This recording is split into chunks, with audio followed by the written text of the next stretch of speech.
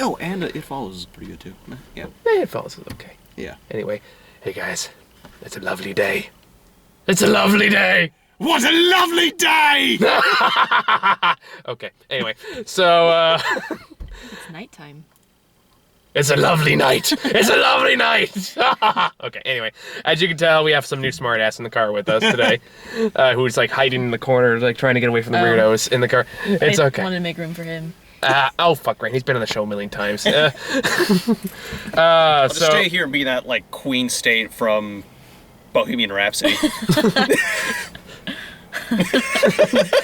I love that the light illuminates your face like you look like Jesus right now. Assassin's Creed Jesus. I'm not gonna open up that racial can of worms. Please don't. God knows. Yep. We've run the wire so many times. This whole series is gonna bite me in the ass one day. Meantime, back to Bohemian Rhapsody. Be still. No! Let me go. Let me go. There you go. Okay, so how would you like to introduce yourself? Sure, so basically I'm just some random chick that they found on the street. They looked for the most attractive girl on the street and they found me. And they pulled me into the car. It was kind of sketch, but they said, hey, be in this movie. Wasn't a porno, thank God. Yeah, my name's Amarissa and I'm here to review stuff with these weirdos. Yeah, there you go. Probably the most inventive intro I've heard so far of Thank new you. recruits. Karina's like, hi, I'm Karina. And looking back at me like, that's all I got. So, props. Okay, so we're going to talk about Mad Max Fury Road. I needed this fucking movie so much. My body needed this. My mind needed this. I'm so happy. What'd you guys think?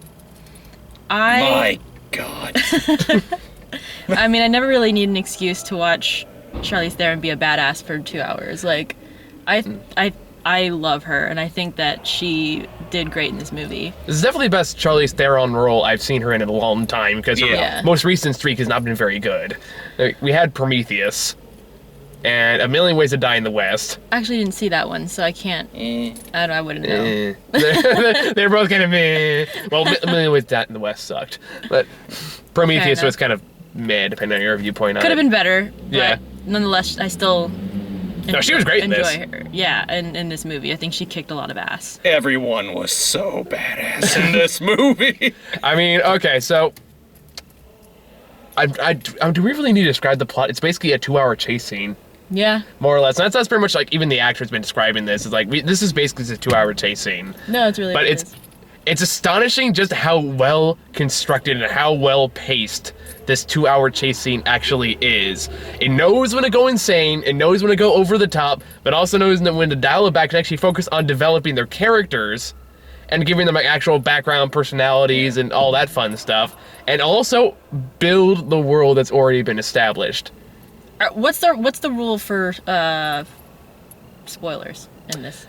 Spoilers are free for all. Okay, cool. Just say spoiler beforehand. Okay, spoiler alert. Pause. Okay, so Commercial break. No, I'm not gonna put that soon. no, so something that I talk about with a friend of mine that we watch movies together. We talk about how You want to invite them on? meaningful self-sacrifice is like a really great way to drive character development. Mm-hmm. And so I thought I don't know, Nicholas Holt's character. I think his character's name is Sleek. Sleek? Yeah. I heard Ilk. Ilk? Ulk. Sleek Ilk? To IMDb! Nonetheless. That guy. Nicholas Holt's character, I thought, he probably had the most character development. Oh, yeah. Honestly. Yeah. And so I thought at the end, when he sacrificed himself, that kind of like, it all flowed really well, and it ended how it should have. It wasn't like, because there's some like times when people die and you're just like, oh my god, yeah, that was stupid. Nook? And Nux. N-U-X. We were all, well, I didn't take a guess, so you two are both wrong. Okay. I'm never wrong. Oh, of course. Okay, here we go. But, well, I'm a woman. The most attractive woman we can find is never wrong, apparently. That's true. They also found the most humble woman on the street.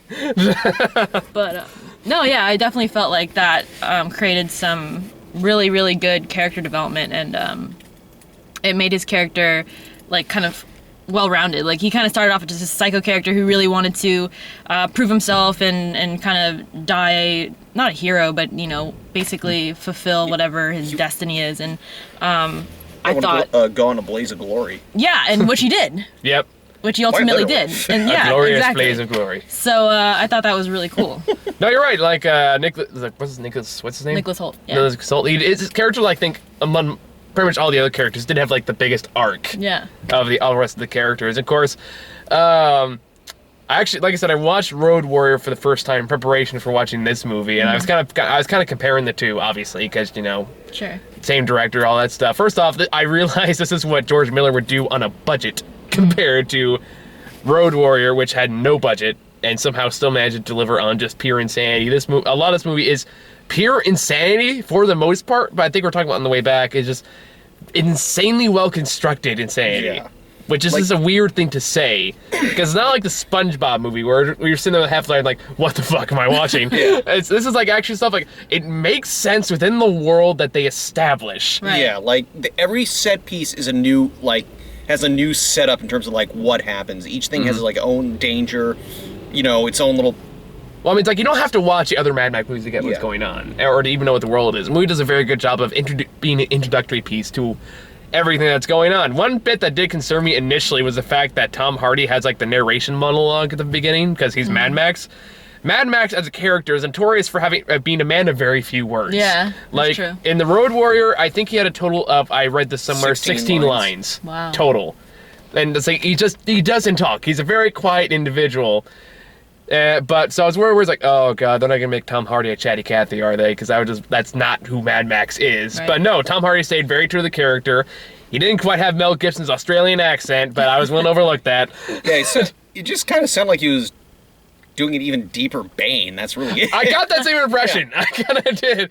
And like, I felt like, yeah, truth be told, I got like a lot of just Dark Knight Rises flashbacks with him. A like little the bit. Well, voice yeah, and the thing in the end where just like he's looking up at, you know, Furiosa just kind of like ascending. I was like, why is this remind me when he just got his ass beat before rescuing Talia? I didn't get that vibe, but No, it was something about that angle and just, you know, I don't know, the old shaved head woman going up thing. I just got that similar imagery from it. I mean, the story you could sum up in about 2 sentences. So Charlize Theron plays this character named, what's her name? Furiosa. Who is this badass warrior chick. Has like some kind of cool makeshift robot arm. I'm not quite sure how it works, but it's like, okay, I'm gonna go with it. Fuck it. That's kind of a lot of it kind of expect you to do. Just go with it. Don't worry about it. Don't stress it too much. Who is like the lead road warrior for this big evil villain who is like the most evil, intimidating villain I have seen in such a long fucking time. Like, I mean, he's not the best villain I've seen, but you just look at him and it's like, oh dear God. Which is really interesting because, like, when they first introduced him, he just looked like this blob that needed to be assembled. Like, he almost looked completely hopeless. So to have this, like, really old, kind of like, he looked really blobby, like he didn't have any strength, but then he became this, like, villain, which was kind of interesting for me. But then they put, like, his clear casing that has, like, the 6-pack abs and stuff painted on there. He's got, like, the devil mask. And, mouthpiece. like, it's like the Bane mask, except with the big, scary as hell, like, smile on it that apparently can open, which only happens in one scene, but even that's like, Jesus. Crazy fucking eyes. I don't know what they did to his eyes, but it just looks fucking scary. Those are his real eyes. That's even scarier. Really That'd be amazing if it's like, I'd like to order some coffee, please. Anyway. And I was mentioning to you before. He was the villain in the first movie. Yeah. Yeah, same actor. Wouldn't it be great if that was the same character from the first movie? I knew they weren't going to go that route, even though, you know, I remember a friend of mine was mentioning that, but I was like, nah, they're not doing. I'm kind of glad they didn't shoehorn that in. Yeah, so I'm glad about that. Sorry, I lost my train of thought there for a second. I thought for myself on bike. Anywho, so they get sent on a mission to go to, I guess, Gas Town and Bullet Town, because I guess those crises have been solved since the second and third movie. Because that's what the original Mad Max series all about, was they ran out of gasoline, so they're always trying to get gasoline, but now it's water. I guess. No, they're still trying to get gas. But they have a gas town, so I'm assuming they have some kind of trade system going on. But yeah, No, that's what they're doing. Like, they're just getting more fuel over there, I guess. Which is implied by weird steel-nosed nipple clamp dude who pops up pops later in the movie. And Bullet Town, I loved the Bullet Town mayor. I'm assuming he was like the leader of Bullet Town because he has like everything he's wearing is made out of. He pulled a bullet out of his teeth and put it in a revolver. It's like, let's fucking go. Cool. And then he goes out in a blaze of glory too. You know, like. I love the way this world is designed. The designs are so fantastic. Like the way all these villains are so ridiculously like over the top designed, and it's so much fun to watch. The way the cars are designed, like you can tell he's like took several cars and slapped them together. Yeah. Even like the big rig, that's like the main war hug that Charlize Theron drives. War rig. The war rig. Thank you. I don't know where I said war rug, but it's like if I can show you the world. And destroy it. That kind of happened, you know, with the motorcycle guys who would leap over, like, the car, dropping bombs as they were jumping over. Yeah. Which, what a great set piece that was. Yeah. Yeah. And I'll take the time to say why this also works so well is because most of those car stunts are all real. Yeah, and that's like, watching this movie, you realize just how much of a lost art practical stunts are these days. Because, you know, we watch a lot of movies, obviously. Yeah. 90% of them are CGI'd from the balls up, like balls down, pretty much. Like, ironically, Fast and Furious is probably the closest one, but even then, that got nowhere near as insane as this. No, this one was like, okay, we're gonna do this. That's what makes it so good, though, is the fact that the action scenes, they're fucking there. You can see what's happening. You can tell, like, it's real. It's actually happening in front of you, not, oh, he's playing with a cartoon. Like, and that can work sometimes. Like, it worked fine in, like, the Avengers and stuff like that. But you forget how much you miss it until you see someone actually go do it for real. Like you're saying, yeah, this is what we did way back when. This is what we're not doing anymore. And here's why it's such a shame that we're not. Yeah, I'm not gonna lie. I really want to see this again in 3D just to, like, also get more cool. just This is a movie I would go see again. I'm not gonna lie. Like, more than Avengers 2. It's like, fuck yeah, I would go see Mad Max again. And again, this comes back to, this is probably one of the best movies of the year. Again, not just because of the insane action or just the pure insanity of it. It's just because it's so well constructed and well established. Because you have really good characters, great action sequences, fantastic cinematography and camera work. Although there were a couple times where like, I'm not quite sure what the hell's going on. Yeah. The lava's blinking really fast. But that also adds to the tone of the movie and what it's trying to go for. My boy's like, I don't really have any complaints about this movie. I only had one on the technical level, and that was like the lip syncing, or the fact they did a lot of ADRing. I didn't notice that too much. It's the idea of the way you could tell, like the way they were saying it and the volumes did not match what their lips were saying. Yeah, you're more the audiophile. You notice that more than I would. Yeah, it's I like didn't notice at all. Yeah. It's a curse. This is the film. This is the film student of the group. So. And a graduate twos. Oh yeah, I forgot. I keep forgetting you graduated. Oh, Yeah. Congratulations. The bastard. Yeah, now I'm bored. That's why he keeps coming with me. Yeah, pretty much. That's why when I go, hey buddy, you want to go see Unfriended? Sure. Or hey buddy, you want to go see The Loft? Why? But turns into, okay, fine. Or and then turns into texting me going, you want to watch the Babadook? Oh, sorry, buddy, I'm busy. Because I am the student here. Yeah, I know.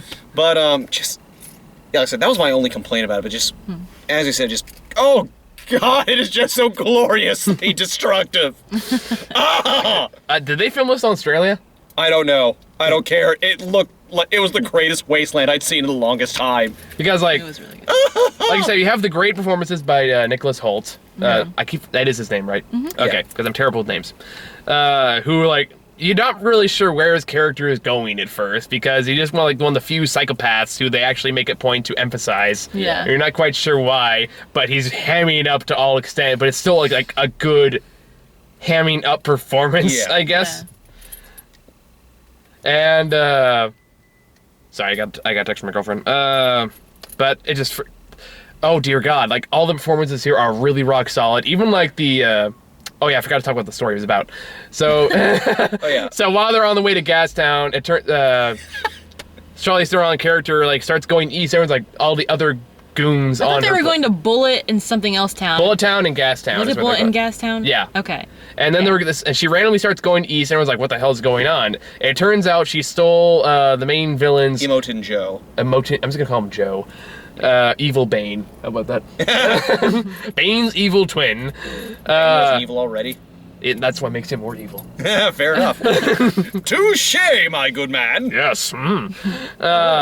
So Bane's evil twin's prized collection of breeders, which again, by the way, I love the culture, the disturbing culture they build for this world, and like for this one in particular. With like the chicks with like the fat chicks with the huge boobs who are getting the milk sucked out of them, and like his prize breeders who are locked behind a vault. And even then, to get there, you have to get that past like this green room where they're making all the food and stuff like that. And how he's keeping all the people supplanted by only offering small bits of water at a time. I swear to God, it sounds like old Hitler recordings from World War II. It was just funny, like, hearing him, like, shout those things, like, dude, like, the whole, well, simultaneously, don't let the water control you yet. Obviously, he's using that, you know, just... Well, he says, don't get addicted to the water, is his excuse. But it's such a weird thing to say, and also maybe a disturbing reflection of California's future. Yeah. So next, you know, and the next presidential candidates, you know, maybe George Bush will come back, you know. Don't get addicted to the water, everyone. Oh, you think you own the water. I was born in it, molded by it. Anyway. Was that supposed to be George Bush? Because that sounded more like... It's like George Bush's Bane. How would George Bush's Bane sound like? I don't know. I was born in the water. You're merely adapted to it.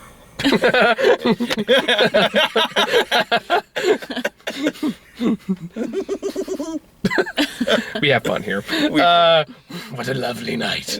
I'm not having any fun. Oh. I'm just kidding. Well, fine. You don't have to stay here. We'll put you back in the box where we found you. You mean the tanker with the hidden compartments? The tanker.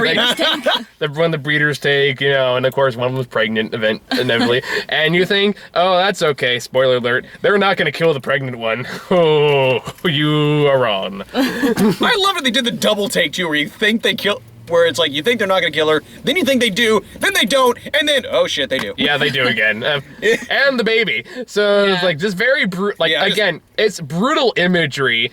I thought he was going to eat the umbilical cord. Like, when he took it out, I thought he was going to eat it, and then he didn't. I was kind of disappointed he didn't eat it. That's the one clip. Like, this movie sucks. He didn't even eat the umbilical cord. I kind of thought they were going to do the same thing. Perfectly good protein. That's a dark thing to say. Dude, this baby sucks. There ain't any babies in this. Dude, I like Spider-Man, but I need more baby killing. I'm gonna burn in hell. Yeah, there were a bunch of different. A bit hot in here. Yeah. So yeah, there are a bunch of different wives. So yeah, there was pregnant one played by Rosie Huntington. Was she in Transformers 3? Yes. Okay, I thought that was her. Yeah. Yeah, I was like, wow, 2 movies and she's already a better actress than Megan Fox. Yeah, well, you know. Sadly, she was already a better one than her in the first movie. Well, the first time she appeared in the third movie, I mean. It's debatable, to be honest. But we kind of pretend Transformer 2 and 3 didn't happen. Although I didn't hate 4. Transformer 3. Well, Transformer 4 at least had, you know, Brendan Fraser in there. I'm a fat ballerina! I mean that. Yeah, that, like, John Goodman, and it had Kelsey Grammer. That's what I was thinking of. Yeah. I was thinking Fraser, Kelsey Grammer. I was thinking Fraser, and I couldn't remember the actor's name, so it turned to Brendan Fraser. I was like, I didn't know Brendan Fraser was in Transformers 4. That would have been amazing, wouldn't it? That would have been No, pretty cool. it wouldn't. Well, at least that. Actually, he's let himself go, really. Like, I don't know if you've seen, like, recent pictures of him. He does not look good. Really? He did not age well. I haven't seen him in a movie in years. Let's see if I can... I don't know. I don't want to waste time looking for a picture, but recently, it does not look good. Anywho, so yeah, so Charlize Theron has taken all these breeders to freedom, to this ancient land of green and what's green grass and high tides forever. But when they finally run into the old clan they used to live there, turns out the whole place is kaput. Yeah, so there's a part where they get to they get to a marsh. Which I kind of really loved that scene. Like, aesthetically, it was really, like, eerie, and, like, you had I'm assuming there were people on stilts, and it was, like, everything was just, like, I don't know, like, I really loved that scene, because I was, like, trying to figure out what the significance of it was as it was happening, and I couldn't really figure it out. Like, I was like, are they gonna get ambushed? No, like, just world building. It was world building, and then, so, like, when all the pieces kind of came together, I was just like, yeah, and that's what I'm talking about, though, like the world building and just the fact that you're really curious how this world works and how it functions, because like even like the cult-minded war pups, I think they call them, the white-skinned dudes, the albinos, I'm assuming they're not actually albino, they just No, painted that yeah. way. But Well, no, they were supposed. Basically, they were like Half-Life people, right? Yeah, because they were dying. Most of them were terminally ill from radiation poisoning. That was it. But whenever they know they were going to die, and they do one last suicide once, they would worship the cars because all the steering wheels are put on this giant pedestal That when was they pretty grab cool. one. Yeah. And so they spray paint their mouth chrome, and they Yeah. say they're gonna die shining like chrome, like the cars and all that stuff. And then they're gonna go to Valhalla because apparently evil Bane likes Greek Viking mythology. Yeah, Norse. No, Yeah, Norse mythology. thank you. All right. I should know this. I've watched Thor 1 and 2. Because Avengers 1 and 2. and Avengers 1 and 2. Fuck it. It's a lovely night. So, and then that's when they go on one last suicide run to go in a blaze of glory. Speaking of which. Yeah. Hey, you can see my face now. It's not Jesus. It's just a pasty white skinny dude. Oh my Wait a minute. One Sorry. of these things. Wait, they are the same. I'm just thinking of Family Guy all of a sudden. Oh my God, it's Jason Mraz. No, I'm not. I'm just some guy with a hat. That's who Jason Mraz is. Is that Family Guy? Yes, I just said it. I didn't hear that part. Okay. I know you haven't heard a lot of things tonight. Like when she said she liked the movie. Quiet you. first. It's true. It's true. Okay. Anywho, so they decided to go back to the Citadel and take it over because at this point there's an entire army from 3 different cities of just these awesomely designed vehicles, each one very distinguishably made from each clan, and I love love that. the tank. The tank Volkswagen, Oh, That was awesome. the Volkswagen body that has these tank treads, and that's why they can get through the marsh so Yeah. fast. Because they have to get through this marsh, and the truck gets stopped, so they have to try to push it through while the gun lord is coming for them, and he gets blinded, so he has his blindfold on, and he's shooting 2 Uzis in the air. all whilst that song they played for the opening of Battle Royale. Oh God, I can never remember what it is, but I always love it as the war song. And again, it comes back to how brilliant and imaginative and insane the designs are, because there's one car that's specifically only there just to provide the movie soundtrack. Literally there. Because it has a guy with a guitar who is blind, has giant ass speakers behind him, and the guitar randomly spurts out fire. Yes. And he's there through the whole movie, and you have the guy on the other side of that car, this guy's beating on drums for the entire movie. That actually kind of reminded me of the whole Revolutionary War times, or earlier times, where they had the guys who That's play true. the fifes and play the drums for the people to march the beat to. It's just Yeah. I love all these throwbacks, these old cultures, the old war culture. The fact this thing's constructed like an opera, just the way. In terms of the music, the way that the over the topness to it, it's just God, I loved it. And it stays true to what Mad Max is, Yeah. except just with the bigger budget. Even on the few occasions where they use CGI, where it's noticeable, they use it mostly just for big epics, The stuff they can't do practically, like the sandstorm in the end. Even then, it still very well meshes with the rest of the world, and it works in favor. Then also, it serves a purpose to the story. It's not just there for spectacle. Yeah. It does play a big part in the story. That's how Nicholas Holt's character kind of joins the fold, and that's how Mad Max, Max finally joins up with them and gets that stupid mask off his face. Because that was bugging me. I was like, get the stupid mask off your face. You look like Bane's early days. Bane during puberty is what he looked like. Don't laugh at me, it's Bane. He really had braces on underneath, and he didn't want anyone to see. Oh, that's how. And really bad acne. Don't look at my shirt.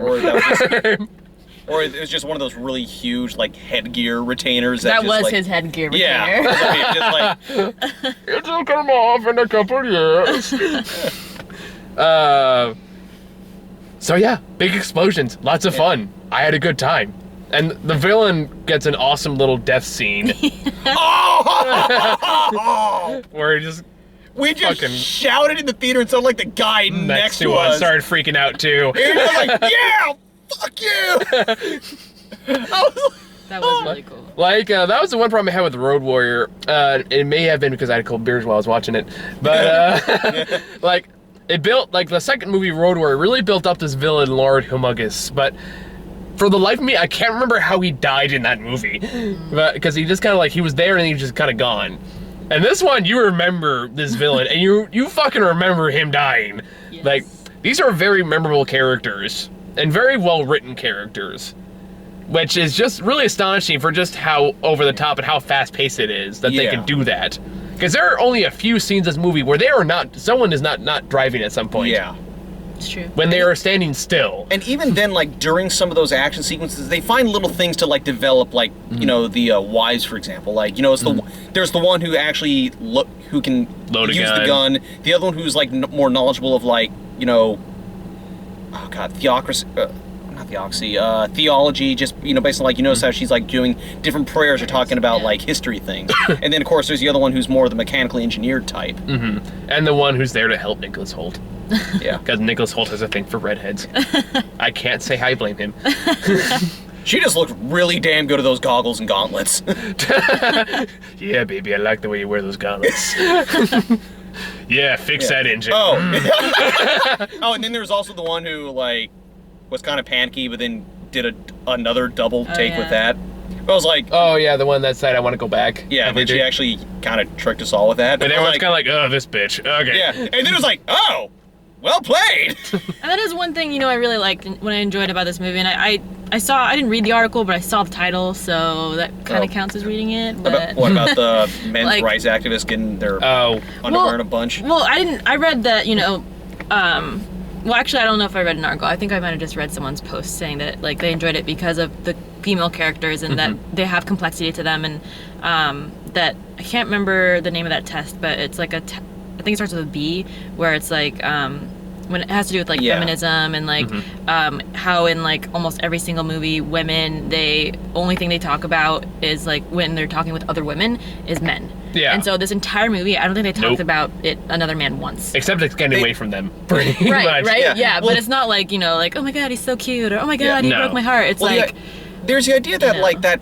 test, you know, isn't always a great indicator of feminism or being misogynist at all. Because there's the idea that, like, they can talk about men, but not in that kind of capacity. At the same time... And there's nothing wrong with, like, talking like that at all, but it's like when that's literally the entire time, the only, like, thing you talk about the entire movie. Because the test is, like, if they can have Cinderella, one conversation, I think, where they don't talk about...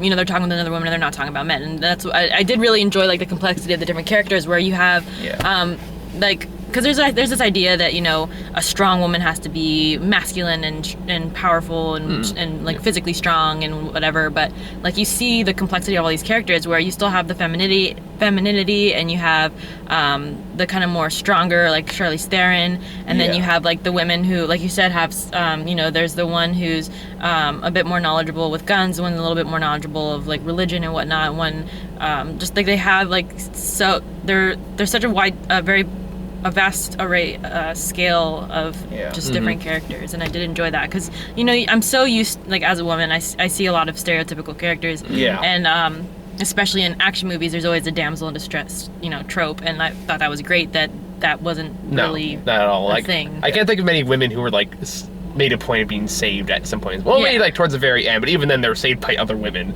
Right. So, yeah. And so take notes, Supergirl.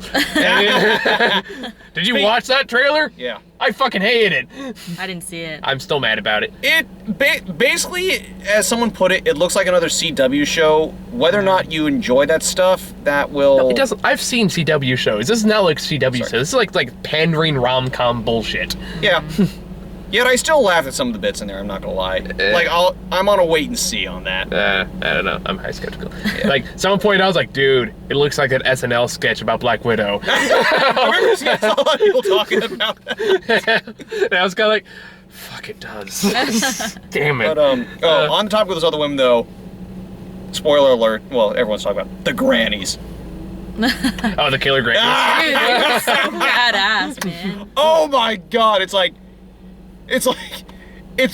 as you mentioned, like, not a lot of movies have like really good, strong female characters. But elderly female characters, I know, it's too, just like, that was so cool. I was like, Granny's man. gonna pop a cap in your ass. It's like, I kind of thought of that bit in, oh god, what was it? Looney Tunes?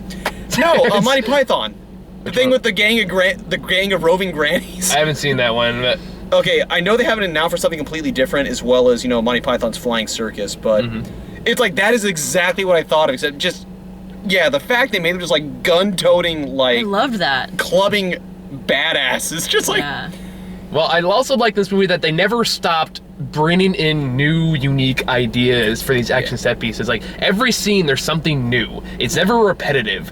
Like, in one scene, you have the motorcycles are hopping up and, like, hopping over the truck and throwing bombs at them. Another scene, you have the weird little balancing beams that keep going back and forth, and they're used in some creative way. You have the rock guy, who apparently is permanently attached to that car, because he sleeps on it. Wait, you mean... The guitar dude. Oh, that guy. Just in every action, there's some unique, creative, and visually very, very pleasing idea being thrown at you in beautifully orchestrated action set pieces and gorgeous colors. Yeah. Like, the cinematography by itself is like almost worth the price of admission alone, because there's just bright oranges, bright reds, even like dark blues, and just all these great colors and aesthetics It's to very it. saturated. Like, Especially for a movie that, by and large, takes place almost entirely in a desert. Yeah. The fact that you have these bright, vibrant colors in there just goes to show like the world that George Miller is trying to create. Because it is very reminiscent of the previous movies too. I'd argue this movie's probably brighter than some of the other ones out there. But because they have much better budget quality. Yeah, they have much better quality stuff this time around too. So yeah, like I said, this is one of the movies I don't have many problems with. Like, I loved it. I had a really good time. I kind of wish, I didn't have to take a phone call right in the middle of it, but other than that, Where I had to explain that one. yeah, thankfully I didn't miss much, but it was something I needed to do, so glad I can actually do it. So, do you guys have anything else to talk about? There isn't much else to say. It's just, as you said, it was just well constructed, inventive, great carnage that they used, like just not. Oh god, it's just I can't even think of the right way to describe it. It was nonstop, but never overloading, like in a negative way. Yeah. Like, it was just because they found ways to just, like, as you said, diversify every, like, kind of crash and action and just, like, find ways to make not even only the action characters. I loved, like, the diversity within the characters, because it really kind of showed that, like, post, radiation apocalypse kind of, I guess, the downfall of all that. Like, the dude crawling out of the sand and he didn't have any legs, and then, like, just, like, the different, like, disabilities and, ultimately, I guess, injuries from said apocalypse, and I thought that was really cool. And even like the two-headed lizard right at the beginning of the movie. Yeah, that was cool. Yeah. And also just some of the we should probably also mention, like, despite the fact that Max doesn't talk too much, they do find ways to, like, develop him as well. No, they do. Like, that's always kind of a tricky part about Max in general, is because he doesn't talk a lot. So you got to find unique ways, like, mostly through, like, body language and actions and how to kind of describe his own character. Yeah, like the fact they find ways to, like, bring the trauma back of his dead daughter. Yeah. I'm surprised I didn't think more about the wife. And also, as some of you might know, that was pretty funny though when he went to stop the arrow and the it arrow like, stuck to his head. Yeah. I forgot about that. Just great shit like that, though. That's pretty good. Like, it's so creative. I love movies that do this kind of thing. That was where really they're good. constantly trying more shit. Yeah. And it's not like they're like, oh, we can do shaky cam and have people punch things and that'll make for a good action. Because no, like, here's like, we can do anything we want. We can, and I just love it. I love movies that take that approach, that we can try new things and we can make it work kind of approach to it. Yeah. And you can easily see why this has like influenced things like Fallout and Borderlands and like so many other pop culture things we have today, is entirely because of Mad Max and the insane world that George Miller has created. But it's just amazing how much you believe in this world too. Yeah. And like just the things we've discussed, which is just how layered it is, how interesting it is to watch. So trailers? Okay. Oh yeah. Yeah, I know, we had trailers talk for about that. trailers. We forgot to mention that. No, he mentioned it earlier. I Yeah, just, okay. I we forgot. drove over here, so I gave her the spiel. Yeah. All right. So we got surprising amount of comic book movies for this one. We got Fantastic Four. I don't know. I'm hopeful. It doesn't. Like the newest trailer doesn't look terrible. I'm curious, I think is the word I'm looking, because I feel like because I actually don't know a whole lot about the Fantastic Four universe, just because I haven't usually read like- a lot about it. It's usually like much more. It's much brighter. And so I thought it was but- interesting that it was they took a very dark kind of turn to it, it seems like. Because, that was because the director of this, he also did another movie called Chronicle. Which is a really good movie. Yeah, but the problem is I'm hearing more and more problems with this director on this production that's making me more and more frightened. That's pretty much the way it's been since the very beginning, Yeah. but I'm more like, I'm kind of on the wait and see approach, because again, I know, like, I've seen the Chronicles, and I think it's a really, really good movie. So it's one of those things, I'm willing to give it a shot. Yeah. At the same time, though, also you have to wonder how much of that is because of the writer as well. Because they It had had pretty solid directing. It did. No, it did. Like, it had good directing and a good writer. Here, the writers are questionable at best. That's Still, my point is, like, I'm willing to give it a shot. Yeah. Like, I think Like, I would still watch it, but I think people being a little too harsh on it as of right now. I mean, it strongly possibly will suck, but yeah. I'm still one like, okay, I'm gonna try to keep an open mind. I've seen some stuff in the trailers that I've liked. I'm not quite sure it's really Fantastic Four, but I'm gonna go with it, and I'm gonna hope it's not intolerable. So Yeah. then we got Ant-Man, which of all the movies you think wouldn't work.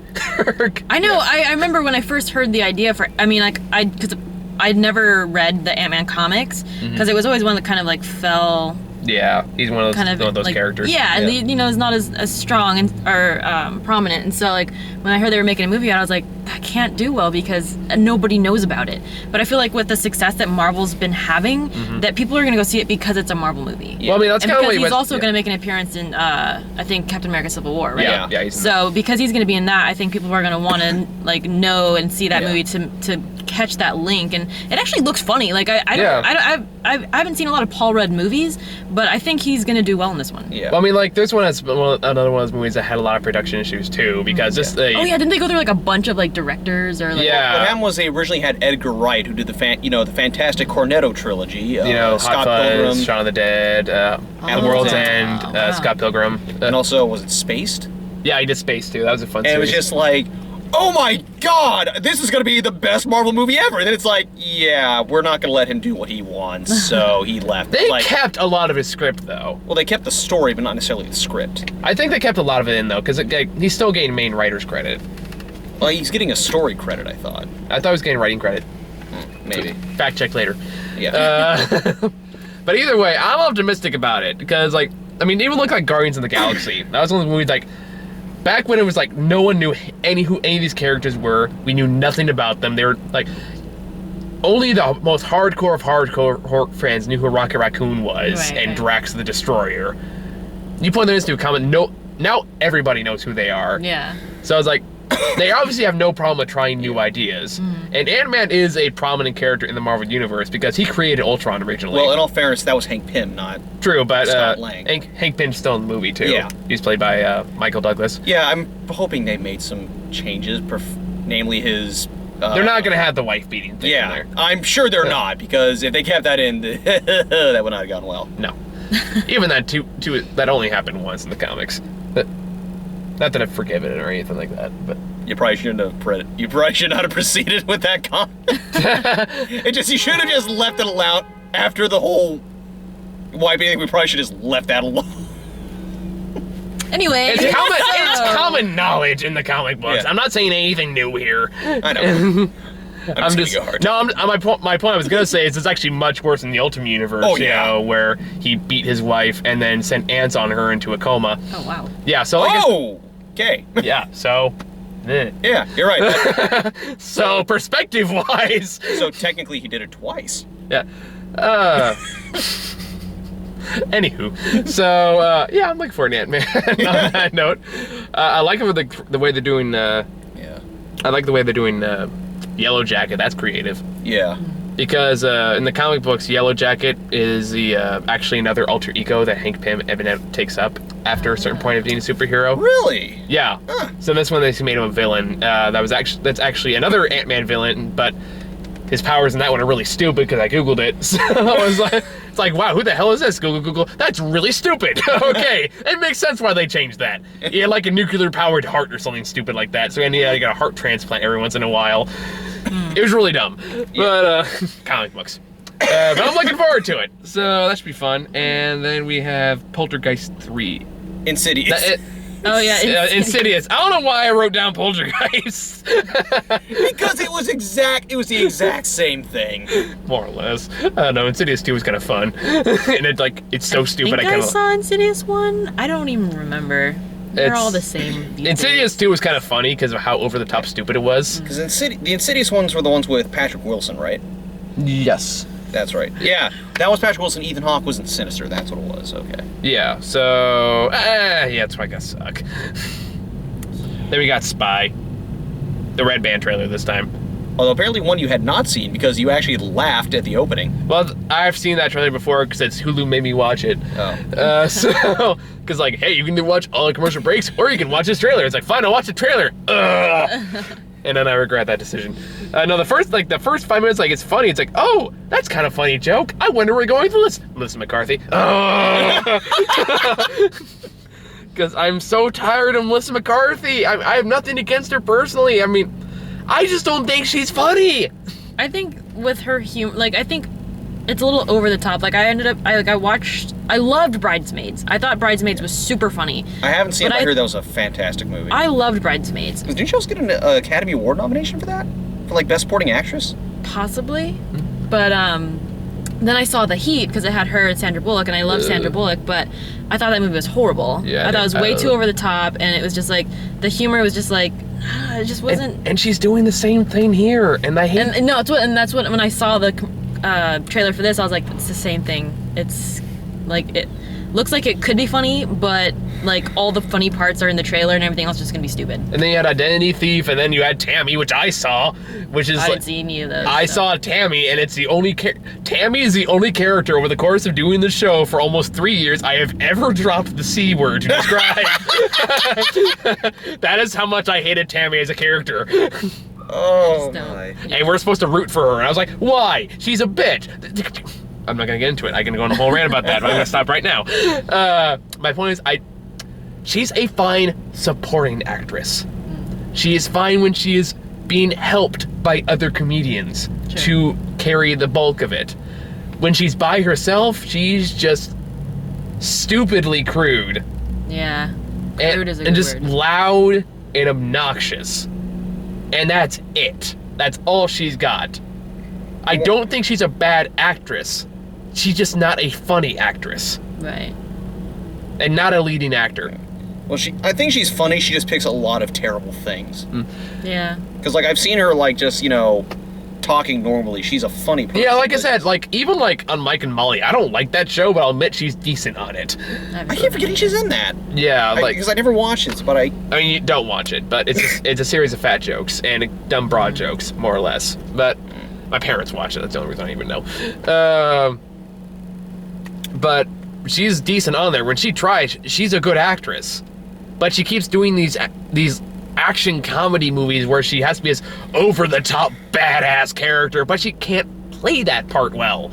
And especially in this movie where it doesn't make any sense. We have much better actors for this in the same movie, like Jason Statham, who I have a feeling he's gonna be like my favorite character in that movie.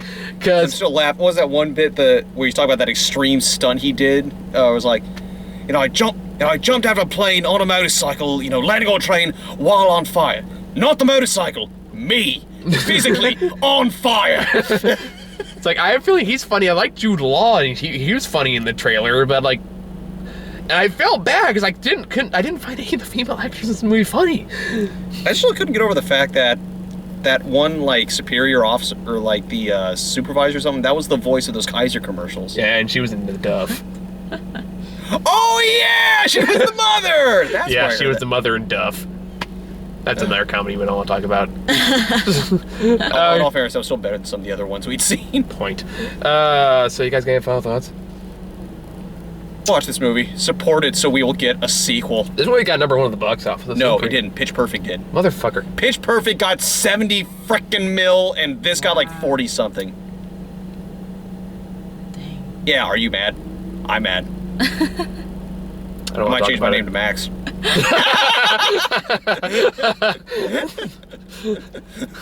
I'm Mad Michael. Mad Michael the comic. I kind of like that name, actually. Let's see if I add it on to, like, as a subtitle. Anyway, And I can't think of a word of rage that goes with G. You get mad, Michael. You get angry, Amarissa. I get... Oh. Gravelly Grant. Gravelly. Rumble, grumble, Grant. Grumble. Grumble Grant. Or just Grumble Grant. I kind of like that a little better. What? Watch out, boys and girls. It's like something like a bad wrestler name. And here we have the Mad Michael facing off against the Grumble Grant. I'm Grumble Grant. Yeah. Thank you, Amarissa. Am I Irish? Scottish? That's the answer. I think you can do a Scottish accent. It's more Irish accent. Okay, I think we're done here. So All right. It's been a lovely night. So it's late also, so we gotta go. So bye everyone. Thanks for watching. See you all Pitch Perfect 2 with whoever I can drag out to see that. So bye. Bye, everybody.